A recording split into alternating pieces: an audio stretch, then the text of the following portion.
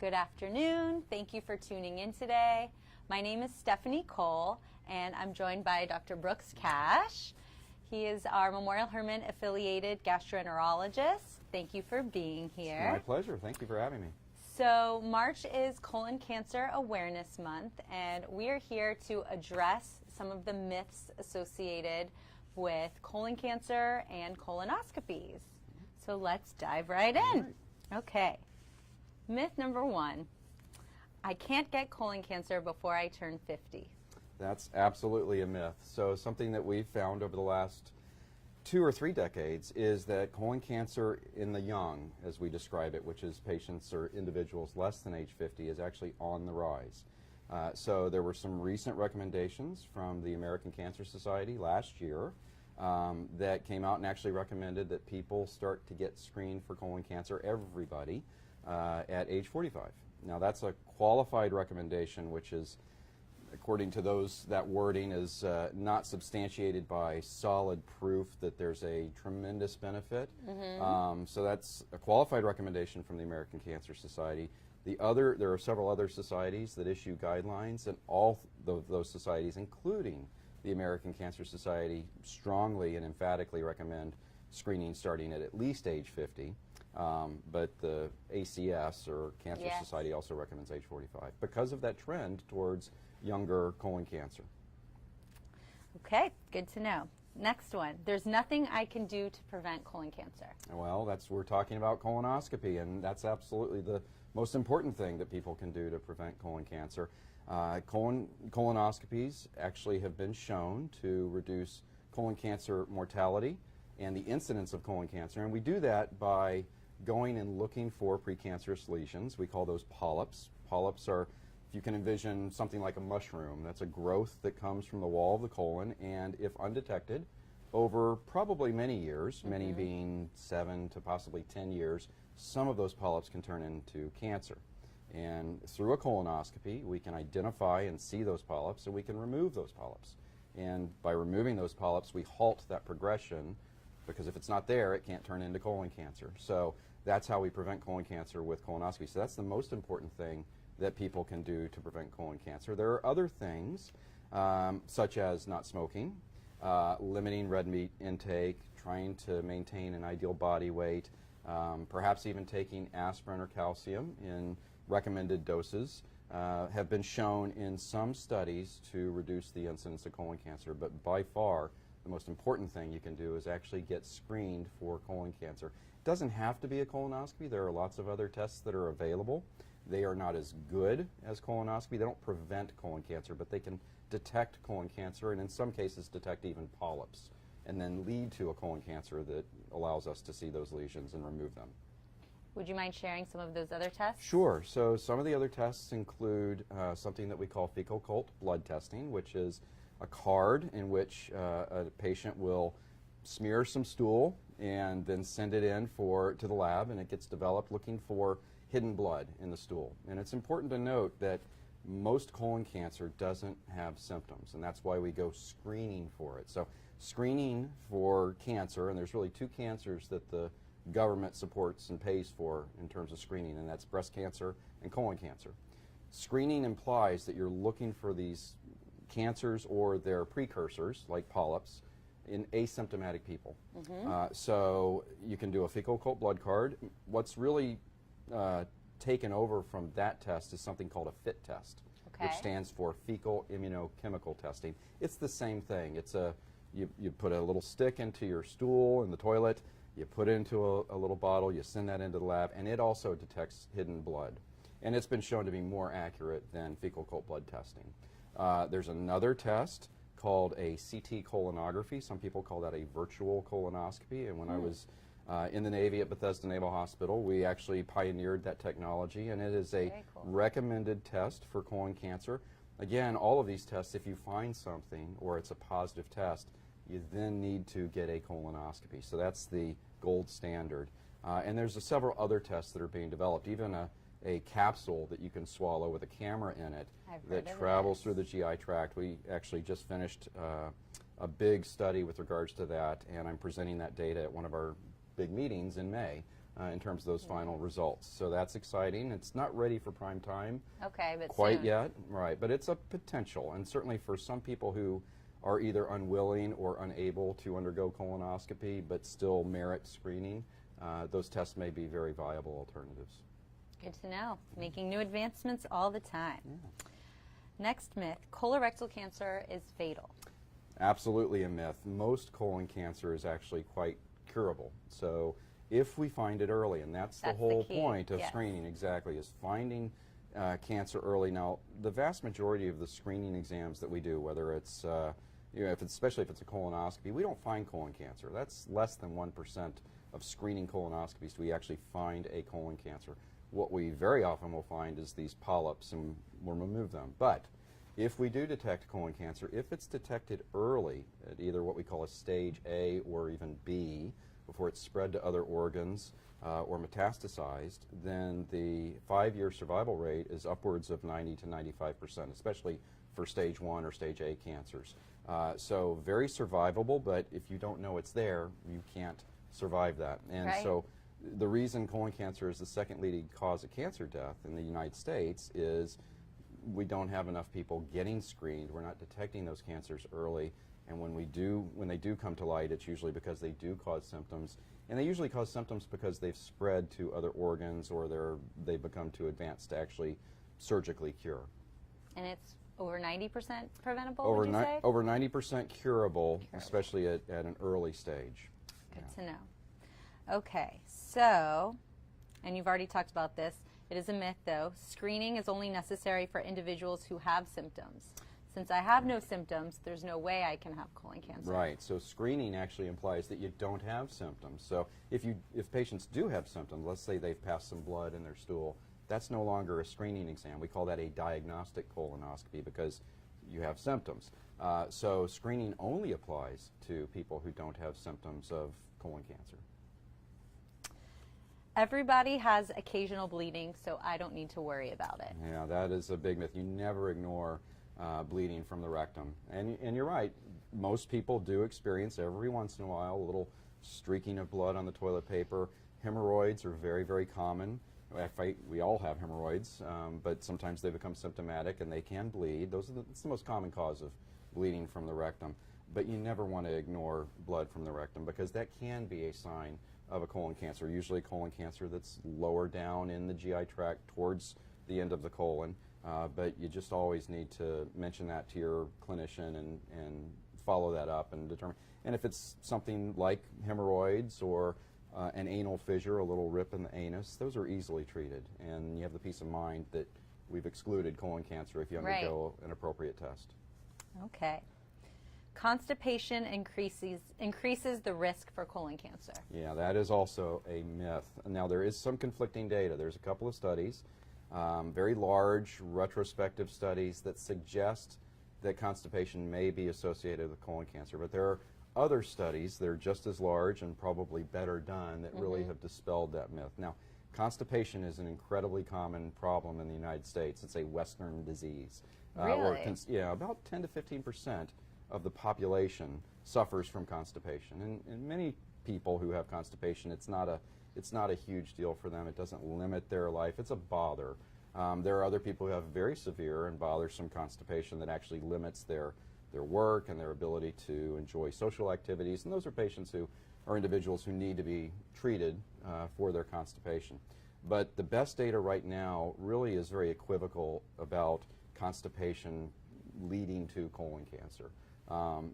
Like I mentioned, 10 to 15% of people may suffer from some degree of constipation. That leaves 90 to 85% of people who don't, and they still are at risk for colon cancer. And we don't see more colon cancer in constipated patients. Good to know. Only people with a family history of colon cancer get it. Yeah, so family history is a important risk factor. We still screen people, so they still fall into that screening population if they don't have symptoms, but they have a family history of colon cancer. And when we talk about a family history, this is another great misconception. Well, my aunt or my second cousin had colon cancer, so I've got a family history of colon cancer. When we're talking about a family history, what we're speaking about is first-degree relatives, so parents and siblings. That's a family history. Now, if you have multiple second-degree relatives, meaning grandparents or aunts and uncles, and there's several of them, that also falls into that family history category. The important thing about family history is that we do have a heightened awareness and a heightened sensitivity to screen those individuals earlier in some cases.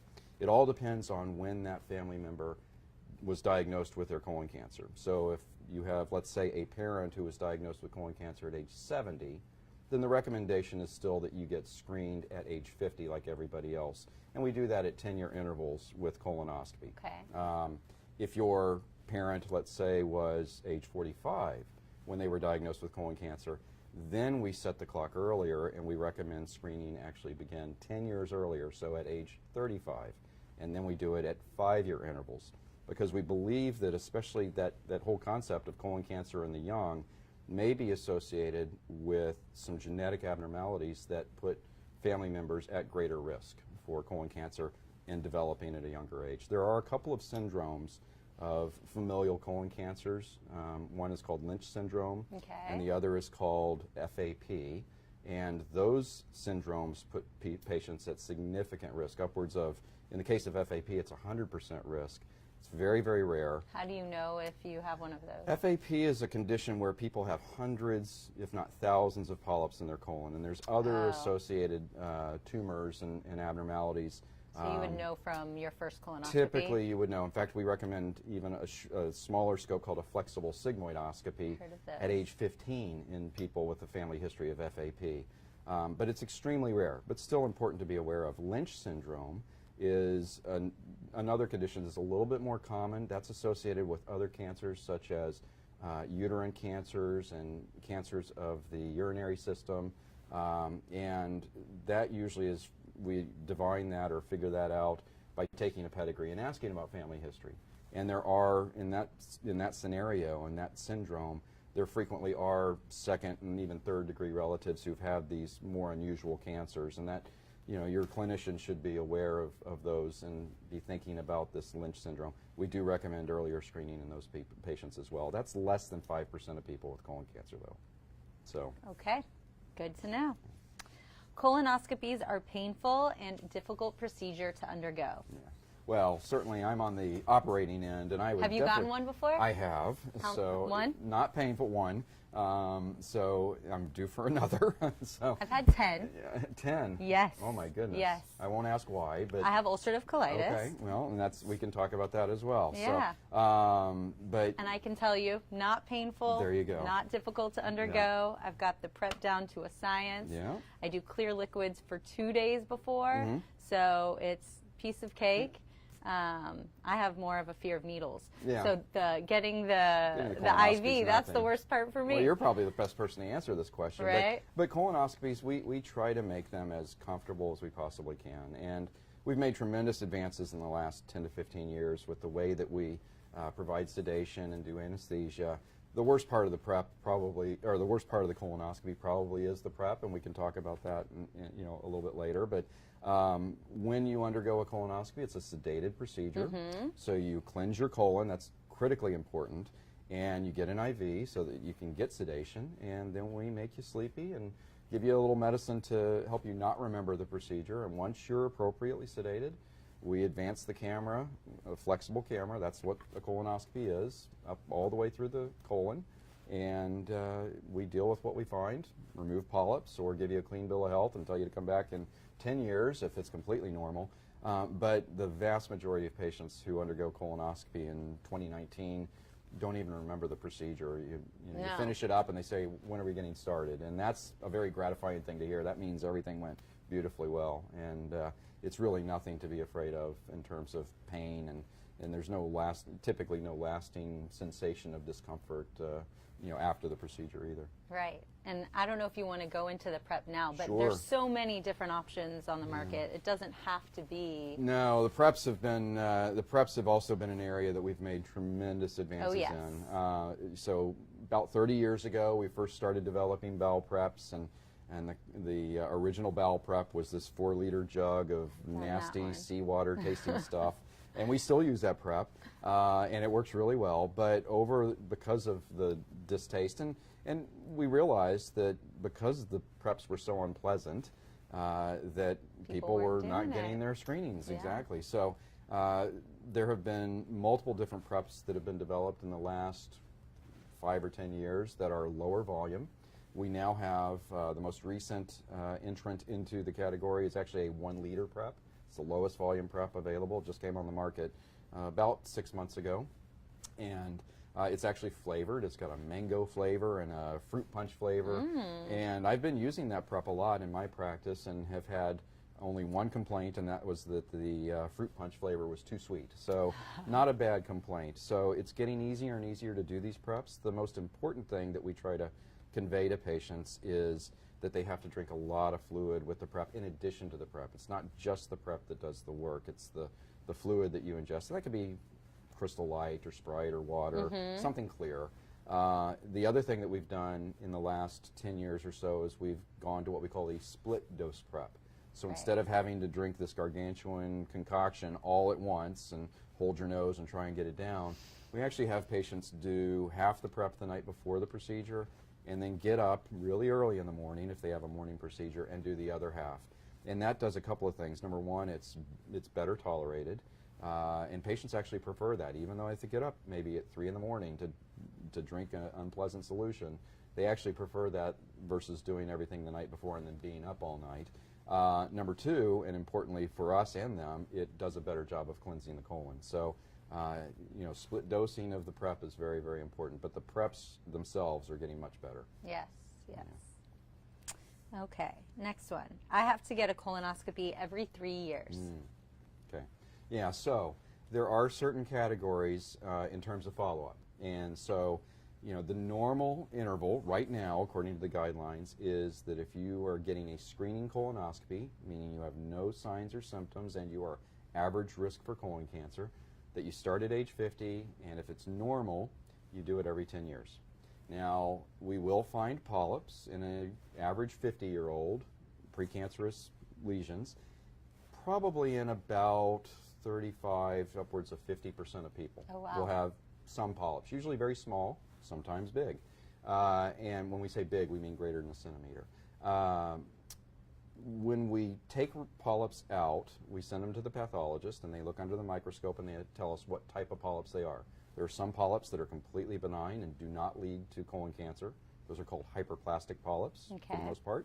The polyps that can lead to colon cancer, if they're not removed, are called adenomas, and there's a number of different variations on adenomas.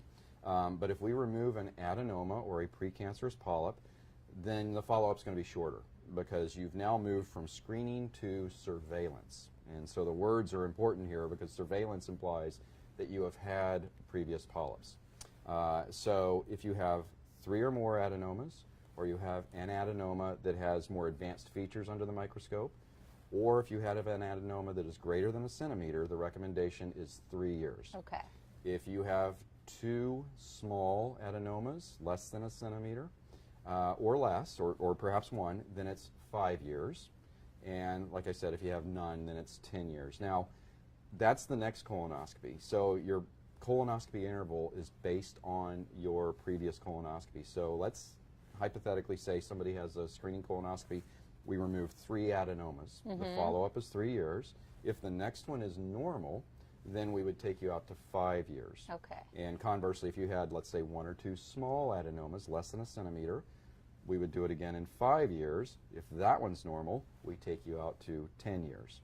That didn't used to be the case, but we're starting to lengthen that out as we've gotten more data with regards to how polyps behave. And isn't it a myth as well that all polyps lead to cancer? Absolutely. Yeah, we don't know how many polyps, what percentage of polyps lead to cancer, because we always take them out.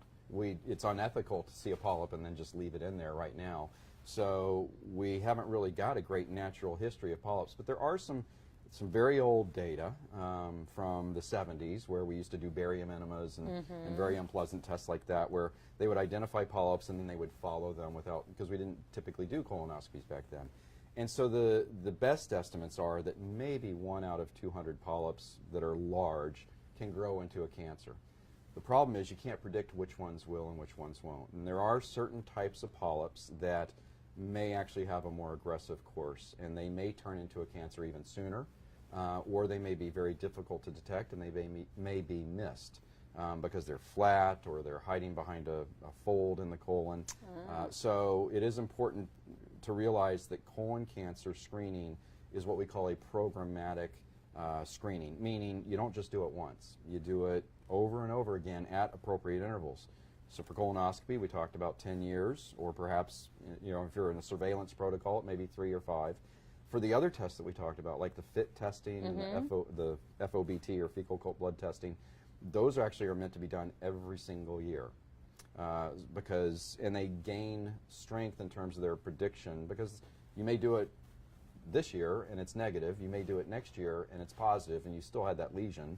Because not all these lesions bleed at the same time, and we can't predict when they will. Right. So it's important to do these screening tests at appropriate intervals, and it's not just a one-shot deal. Like mammography, we do mammography, regularly. So things can develop even if things are negative before. Good to know. Okay, let's see.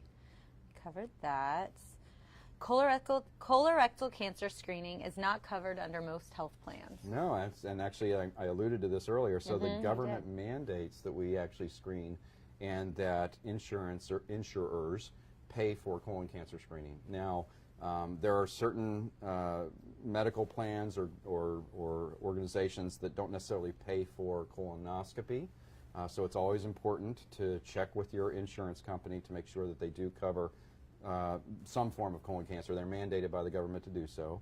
Most actually will cover colonoscopy as a colon cancer screening test. And of course, they'll cover all the other ones, which are cheaper for them to cover as well. But like we said, the gold standard test is a colonoscopy. It's much more powerful than these other indirect tests. But Medicaid, or Medicare, I should say, as well as private insurers do cover colon cancer screening by law.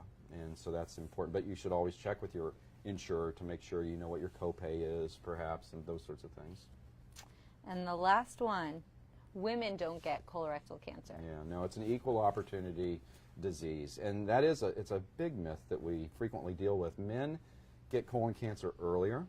Okay. They also tend to die a little bit more from their colon cancer, a little bit more frequently. Why is that? Probably because it's detected at a later stage. But women are just as likely to get colon cancer as men. Now, the statistics are that if you don't get screened, the colon cancer has a prevalence of about 6%. So through a lifetime with no screening, 6% incidence of colon cancer. Not everybody's going to die of that colon cancer, but it's very common.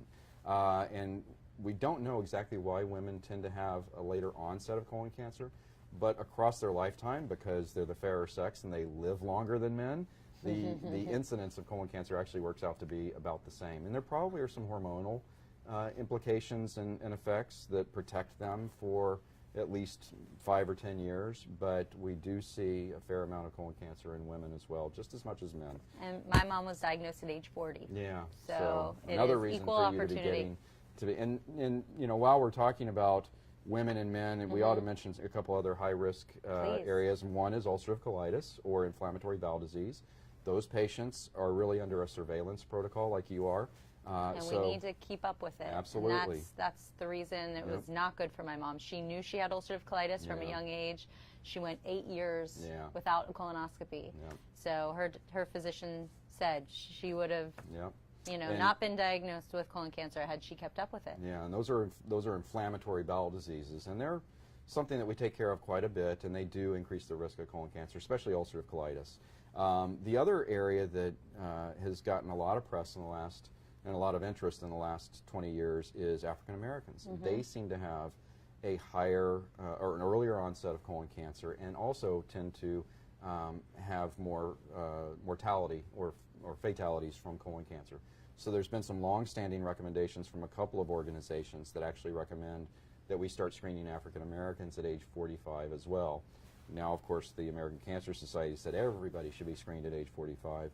And there are some insurers that are covering that screening at age 45, but there are others that don't, and they say, no, it starts at age 50. So that's why it's important to check. But those groups in particular, we really want to stress the need to get screened for colon cancer in some way, shape, or form. And certainly as a gastroenterologist and as a proponent of screening, I'm a huge proponent of colonoscopy, but as just in terms of a general health and societal approach, the best colon cancer test is the one that people will actually get. So, we want everybody to get colonoscopy if they can. We certainly are happy to do that, and we have the capabilities to do that, but if somebody adamantly refuses, at least get a fecal immunochemical test or some other colon cancer test on a regular basis so that you can make sure that you don't develop this terrible disease. Right.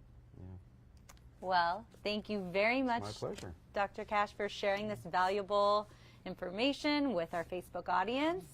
And thank you for tuning in today.